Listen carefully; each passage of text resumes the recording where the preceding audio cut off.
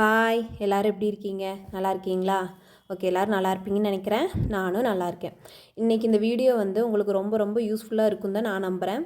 ஓகேங்களா? இந்த வீடியோ எதை பற்றின்னு பார்த்துட்டிங்கன்னா, ஒரு ப்ளவுஸில் முன்பக்கம் தான் ரொம்ப இம்பார்ட்டண்ட். அந்த முன்பக்கம் வந்து அழகாக அந்த டாட்ஸ் எல்லாம் பிடிக்கும்போது ரொம்ப நீட்டாக இருக்கும்.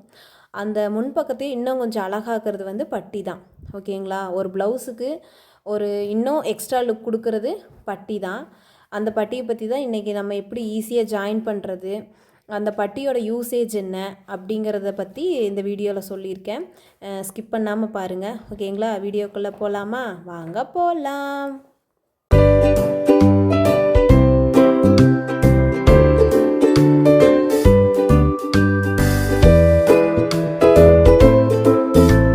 இப்போ பார்த்துட்டிங்கன்னா ஒரு கிளாத்தில் வந்து சும்மா நான் ஒரு 3 வளைவு மாதிரி கொடுத்துக்கிறேன். ஓகேங்களா? இது வந்து நம்ம கப்பு வந்து 3 டாட் நம்ம பிடிக்கிறோம் பாருங்கள். பிடிச்சதுக்கப்புறம் ஒரு சில ப்ளவுஸில் இந்த மாதிரி வளைவு வரும். ஒரு சில ப்ளவுஸில் லைட்டாக ஒரு வளைவு, ஒரு சில ப்ளவுஸில் கொஞ்சம் கோடு மாதிரி வரும். ஆனால் அப்படிலாம் வரக்கூடாது. கோடு மாதிரி வந்தாலே ஒரு ஃபினிஷிங்காகவே இருக்காது.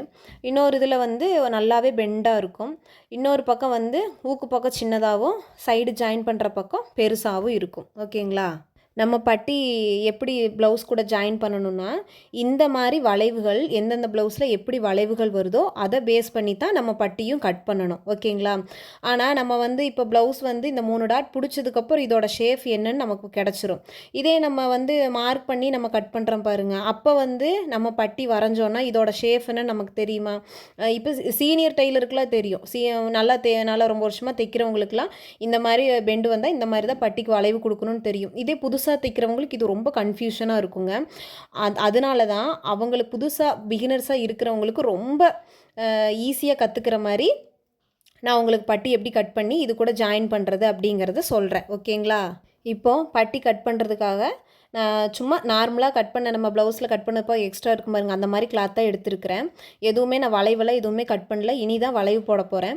இப்போ என்னென்னு பார்த்தீங்கன்னா, இப்போ அந்த கிளாத் அந்த சும்மா எக்ஸ்ட்ரா கிளாத் எடுத்துருக்கிறேன் பாருங்கள். அந்த கிளாத் மேலேயே நம்ம 3 டாட் பிடிச்சி முன்பக்கத்தை வந்து பிடிச்சி வச்சுருக்கோம். ஓகேங்களா? அந்த ப்ளவுஸை அப்படியே அந்த கிளாத் மேலே வைக்கிறேன். ஓகேங்களா? பட்டி மார்க் பண்ணுறதுக்காக எடுத்த கிளாத்து மேலே வைக்கிறேன்.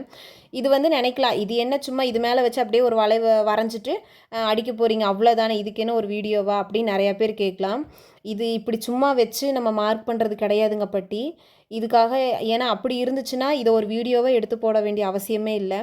இப்படி நம்ம வச்சு நம்ம வரையும் போது நம்ம என்னென்ன மிஸ்டேக் பண்ணக்கூடாது அப்படின்னா, ஃபஸ்ட்டு அந்த டாட் வந்து பிடிச்சதை நம்ம ப்ளவுஸில் போடும்போது எப்படி இருக்கும் அந்த மாதிரி ஷேஃபாக எடுத்து விட்டுட்டு முதல்ல வைக்கணும். ஓகேங்களா? அந்த கிளாத்து மேலே. ரெண்டாவது, இந்த பீஸை இந்த இந்த முன்பக்க பீஸை வந்து இப்படி கிராஸாவோ அப்படி கிராஸாவோ திருப்பாமல் நம்ம பேக் பீஸ் கூட எப்படி நம்ம ஸ்டிச் பண்ணால் எப்படி நேராக இருக்கும் பாருங்கள், அந்த 2 கழுத்து ஒரே மாதிரி இருக்குல்ல, அந்த சேஃபில் தான் இந்த பீஸை வச்சு நம்ம வரையணும். ஓகேங்களா? ஏன்னா நம்ம இந்த பக்கம் அந்த பக்கம்லாம் திருப்பிட்டோம்னா சைடு சுருக்கம் வந்துடும். ஒன்று ஊக்கு பக்கம் சுருக்கம் வரும், இல்லாட்டி இந்த சைடு சுருக்கம் வரும். கரெக்டாக எந்த இடத்துல அதாவது அந்தந்த கப் ஷேப்புக்கு ஏற்ற மாதிரி நம்ம கரெக்டாக வச்சு வளைவு கொடுத்துட்டோன்னா அந்த பட்டி வந்து அந்த முன்பக்கத்து கூட ஜாயின் பண்ணும்போது ஃபிட்டாக அதோட சப்போர்ட்டுக்கு ஏற்ற மாதிரியே போய் உட்காந்துக்கும். ஓகேங்களா? இப்போ நான் கட் பண்ணிட்டேன். இதை வந்து மெயின் கிளாத்தில் வச்சு ஸ்டிச் பண்ணிட்டு வந்துடலாம்.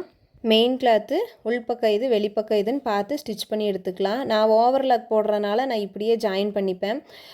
ஒரு சில ப்ளவுஸ்லாம் நம்ம வந்து இந்த பிசுரே தெரியாமல் உள்பக்கமாக நம்ம அடிச்சு இப்படி திருப்புற மாதிரி ஒரு சில ப்ளவுஸுக்கெல்லாம் அடிக்கலாம். அது இன்னொரு வீடியோவில் வேணால் உங்களுக்கு நான் அது எப்படின்னு அடித்து காட்டுறேன். இப்போ பார்த்துக்கலாம். இப்போ வந்து இந்த 2 பீஸையும் ஜாயின் பண்ணி விட்டுற, இந்த முன் பீஸையும் பட்டியையும் நம்ம ஜாயின் பண்ணிடலாம்.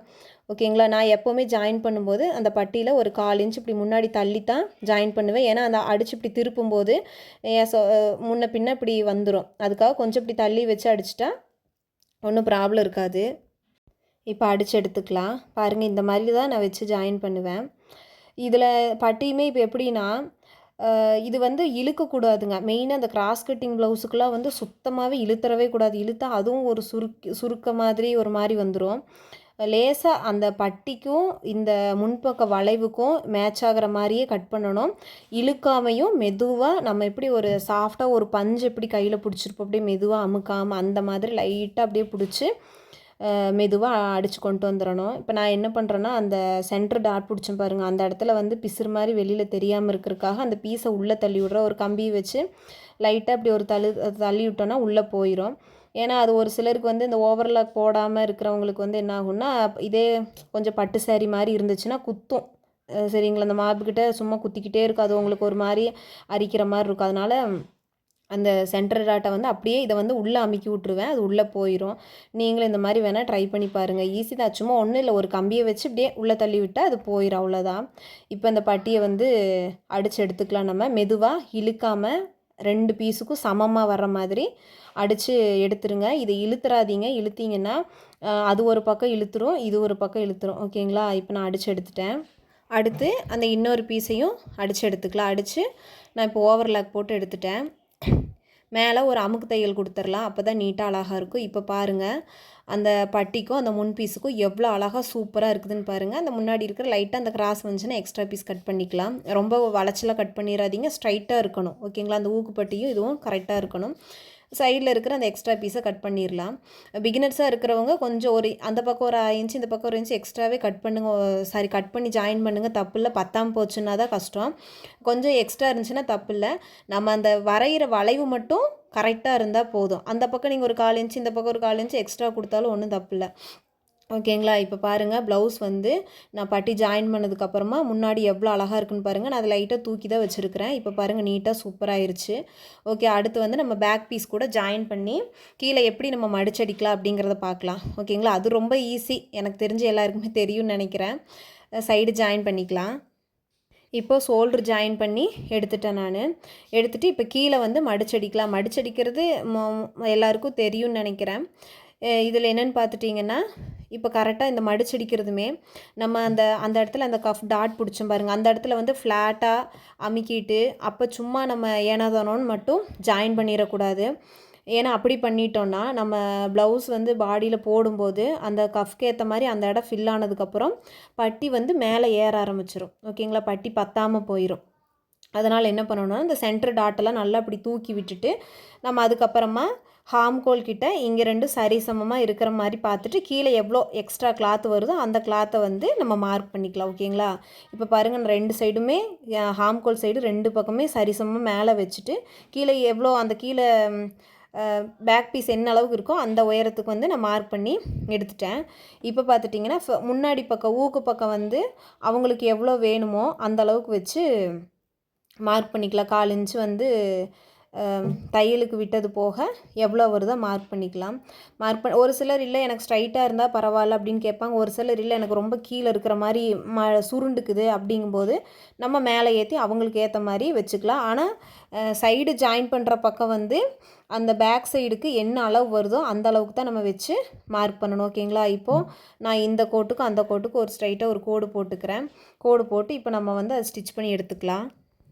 இப்போ அது கோடு போட்டுட்டு அந்த கோட்டு மேலே இப்போ புதுசாக பிகினர்ஸாக இருக்கிறவங்க என்ன பண்ணலான்னா, அந்த கோட்டு மேலேயே ஒரு ஸ்டிச் போட்டுட்டு அந்த ஸ்டிச்சை வச்சு நம்ம மடிச்சடிச்சுக்கலாம். சரிங்களா, ஏன்னா அந்த கோடு சப்போஸ் அழிஞ்சிருச்சுன்னா திருப்பி நம்ம மார்க் பண்ணிகிட்ருக்க முடியாதுல்ல. அதனால் அது மேலே அந்த ஸ்டிச் மேலே ஒரு கோடு போட்டு கூட உங்கள் அடையாளத்துக்காக, ஓகேங்களா, அப்படியே ஸ்டிச் பண்ணிவிட்டு அந்த கோட்டு மேலே ஒரு ஸ்டிச் பண்ணிட்டீங்கன்னா உங்களுக்கு இந்த அளவுக்கு தான் மடிக்கணுங்கிற அந்த அளவு தெரியும். ஓகேங்களா, இப்போ அதை அப்படியே மடிச்சடிச்சுக்கோங்க. கீழே வந்து இவ்வளோதான் கிடையாது, கனமாக துணி இருந்துச்சுனாலும் ஒன்றும் பிரச்சனை இல்லை. ஏன்னா கனமாக இருந்தால் தானே பட்டிக்கு கொஞ்சம் நல்லா தூக்காமல் நல்லா ஸ்டிஃபாக பிடிச்சிக்கும்ல. அந்த மாதிரி மடித்து நல்லா அழகாக நீட்டாக எடுத்துக்கோங்க அந்த கோட்டு மேலேயே. இப்போது அந்த கீழே வந்து நம்ம மடிச்சடிச்சு எடுத்துக்கலாம். பாருங்கள், இப்போ மடிச்சடிச்சுட்டு நான் காட்டுறேன் பாருங்கள். பட்டி எவ்வளோ நீட்டாக வந்திருக்கு பாருங்கள். அந்த கப் ஷேப்புக்கு ஏற்ற மாதிரி பட்டி வந்து அழகாக உட்காந்துருக்குது. இது கேமரா கிராஸில் வச்சதுனால ஒழுங்காக தெரியல. நான் அந்த பக்கமும் இன்னொரு பக்கமும் ஸ்டிச் பண்ணிவிட்டு உங்களுக்கு வச்சு காட்டுறேன் எவ்வளோ நீட்டாக இருக்குதுன்னு பாருங்கள். இல்லை இதில் வந்து உங்களுக்கு ஏதாச்சும் டவுட்ஸ் இருக்குது, இல்லை இதில் ஏதாச்சும் குறையா இருக்குது, இல்லை நீங்கள் இப்படி பண்ணியிருக்க வேண்டாம் சிஸ் அப்படின்னாலுமே நீங்கள் சொல்லுங்கள், நான் ஏற்றுக்கிறேன். ஓகே, எனக்கு தெரிஞ்சதை நான் உங்களுக்கு சொல்கிறேன். நீங்கள் இதை கேட்டு உங்களுக்கு யூஸ்ஃபுல்லாக இருந்தால் எனக்கும் ரொம்ப ஹாப்பியாக இருக்கும். பாருங்கள், இப்போ நான் ஃபுல்லாக காட்டுறேன். பட்டி எவ்வளோ நீட்டாக வந்திருக்குன்னு பாருங்கள். எந்த இடத்துலையுமே சுருக்கு இல்லாமல் அந்த கப் ஷேப்புக்கு ஏற்ற மாதிரி அழகாக உட்காந்துருக்குது. இதில் இன்னொன்று என்னென்னு பார்த்துட்டிங்கன்னா, இந்த கப்பு இந்த பட்டியோட அளவு வந்து சின்னதாக இருக்குன்னு இந்த வீடியோ பார்க்குறவங்க நினைக்கலாம், ரொம்ப சின்னதாக இருக்கே அப்படின்னு சொல்லி நினைக்கலாம். ஆக்சுவலாக இது என்னென்னு கேட்டிங்கன்னா, இந்த ப்ளவுஸோட பேக் உயரம் வந்து 12.5 இன்ச்சு தான். இந்த 12.5 இன்ச்சுங்கும் போது முன் உயரமும் 12.25 இன்ச்சுங்க. அப்படிங்கிற பட்சத்தில் என்ன ஆகும்னா, உங்களுக்கு வந்து 1/4 இன்ச்சு தான் டிஃப்ரென்ஸ் வருது. அப்படிங்கிறனால சின்ன பட்டி தான் வரும். இதே பேக் ஹைட்டு வந்து ஒரு 13 இன்ச்சோ இல்லை 14 இன்ச்சு அப்படிங்கிற பட்சத்தில் பட்டியோட உயரமும் ஜாஸ்தி இருக்கும். ஓகேங்களா? இந்த கஸ்டமர் வந்து எனக்கு ரொம்ப பட்டி கீழே இறக்கி வைக்க வேண்டாம், சேம் இதே அளவு போதும், ஏன்னா எனக்கு சுருண்ட மாதிரி ஆயிரும் அப்படின்னு சொல்லி கேட்டதுனால அந்த பேக்கோட ஹைட்டுக்கு எவ்வளோ இருக்கோ அந்த அளவுக்கே நான் வச்சுட்டேன். பாருங்கள், இதில் 12.5 இன்ச் பேக் அளவு.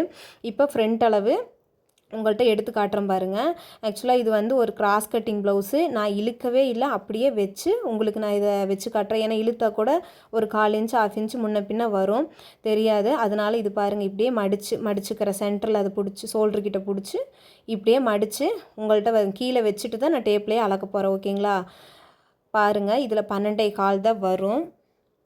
இந்த மாதிரி ப்ளவுஸில் சின்னதாக பட்டி இருந்துச்சுன்னா நல்லா இருக்காதா அப்படின்லாம் நினைக்க வேண்டாம். அந்த கஃப் ஷேப்புக்கு ஏற்ற மாதிரி நம்ம பட்டி வந்து ஸ்டிச் பண்ணாலே போதும். மித்தபடிக்கு பட்டியோட உயரம் ஜாஸ்தியாக தான் இருந்தால் தான் நல்லாயிருக்கும் அப்படிலாம் கிடையாது, கரெக்டாக இருக்கும். பாருங்கள், 12.25 இருக்குது. ஓகேங்களா? இந்த மாதிரி ஸ்டிச் பண்ணி பாருங்கள், உங்களுக்கு யூஸ்ஃபுல்லாக இருக்கும். இந்த பட்டிக்கு ஏன் நான் இவ்வளோ இம்பார்ட்டன்ஸ் கொடுக்குறேன் அப்படின்னா, ஒரே ஒரு சின்ன எக்ஸாம்பிள் சொல்லிக்கிறேன். இப்போ நம்ம ஒரு மேம்பாலத்தில் நம்ம ட்ராவல் பண்ணுறோம். அதில் எவ்வளோ வண்டி போகுது, எக்கச்சக்கமான வண்டி போகுது, லாரியிலேருந்து கண்டெய்னர்லேருந்து எல்லாமே போகுது. அவ்வளோ வண்டி போகிறதுக்கும் அந்த ரோடு அவ்வளோ ஸ்ட்ராங்காக இருக்குதா, அந்த ஸ்ட்ராங்காக இருக்கிறனால தான் அந்த வண்டி அவ்வளவும் தாங்கி போகுதா அப்படின்னு கேட்டிங்கன்னா, ரோடு ஒரு காரணமாக இருக்கலாம். ஆனால் இதில் மெயின் காரணம் பார்த்திங்கன்னா கீழே இருக்கிற அதோட பில்லர்ஸ் தான். அந்த பில்லர் வந்து அவ்வளோ ஸ்ட்ராங்காக இருக்கிறனால தான் அவ்வளோ வண்டியும் நல்லா ஸ்மூத்தாக நல்லா நீட்டாக சேஃபாக போகுது. சேம் அதே மாதிரி தான் நம்ம ப்ளவுஸ்லையுமே ஒரு ப்ளவுஸுக்கு பட்டு எவ்வளோ முக்கியம்னா, அந்த முன்னாடி வந்து நம்ம போடும்போது அந்த ஜஸ்ட்டை வந்து தாங்கி நிற்கிறது அந்த பட்டி தான். அது கரெக்டாக இருந்தால் மட்டும்தான் முன்னாடி நமக்கு போடும்போது அழகாக இருக்கும், கஸ்டமருக்கும் ரொம்ப பிடிக்கும். ஓகே ஃப்ரெண்ட்ஸ், இந்த வீடியோ உங்களுக்கு ரொம்ப பிடிக்கும்னு நினைக்கிறேன். இதில் ஏதாச்சும் டவுட்ஸ் இருக்குது, இல்லை நான் இதில் இப்படி பண்ணியிருக்கக்கூடாது அப்படின்னாலுமே எனக்கு நீங்கள் கமெண்ட் பாக்ஸில் சொல்லலாம், நான் ஏற்றுக்கிறேன். வேறு ஒரு நல்ல யூஸ்ஃபுல்லான வீடியோவில் உங்களை சந்திக்கிறேன். ஓகே, தேங்க்யூ, பாய். இவ்வளோ நேரம் பார்த்ததுக்கு ரொம்ப ரொம்ப நன்றி. Thank you so much.